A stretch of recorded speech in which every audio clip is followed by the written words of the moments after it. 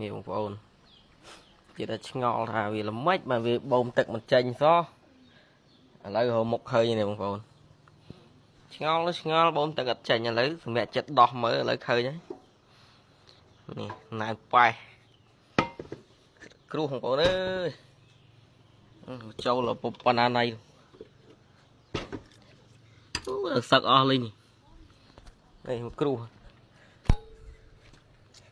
វាឆ្ងល់ក៏វាមិនចេញទឹកសោះអញ្ចឹងចេញទឹកខ្សោយមែនបានឲ្យចេញខ្លាំងមើលលេងនេះវាយចេញនេះណែប៉ែហើយដល់ហើយ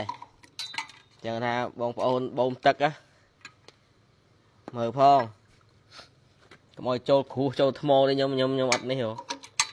ខ្ញុំអត់ដាក់តម្រងបងប្អូនវាបូមថ្ងៃមុនហ្នឹងវាអស់ទឹកពេលអស់ទឹកទៅដាក់ដល់បាតអូដល់ណែនប៉ែហ្នឹងចាំមិនទឹកចេញខ្សោយវាចេញហេតុតឡើងក្រាមក៏នៅតែមិនចេញទឹកឥឡូវមកកញ្ញាឃើញនេះបងប្អូនដល់កមកកញ្ញាឃើញហើយបងប្អូនបូមទឹកអត់ចេញដូចខ្ញុំអីកុំឆ្ងល់នេះដោះមកឃើញនេះឡើងសឹកនេះអស់លេងចូលចេះឆ្ងល់មិនអញ្ចឹងសោះ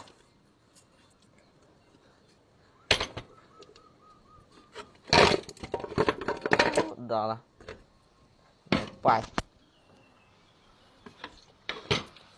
សិតគ្រូថ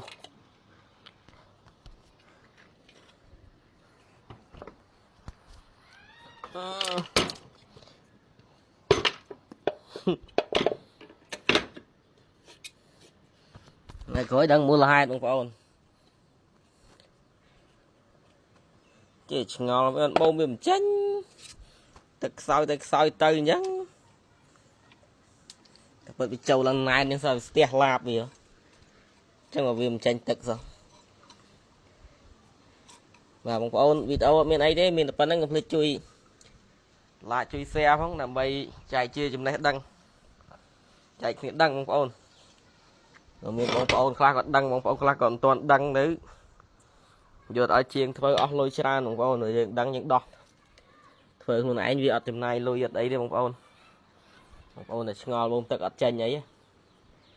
អាចធ្វើបានដោះធ្វើខ្លួនឯងបានបាទកុំភ្លេចជួយ like ជួយ share ជួយ follow page ជួយ subscribe លើ channel YouTube ផងបងប្អូនដើម្បីទទួលបានវីដេអូថ្មីៗពីខ្ញុំបាទអរគុណច្រើន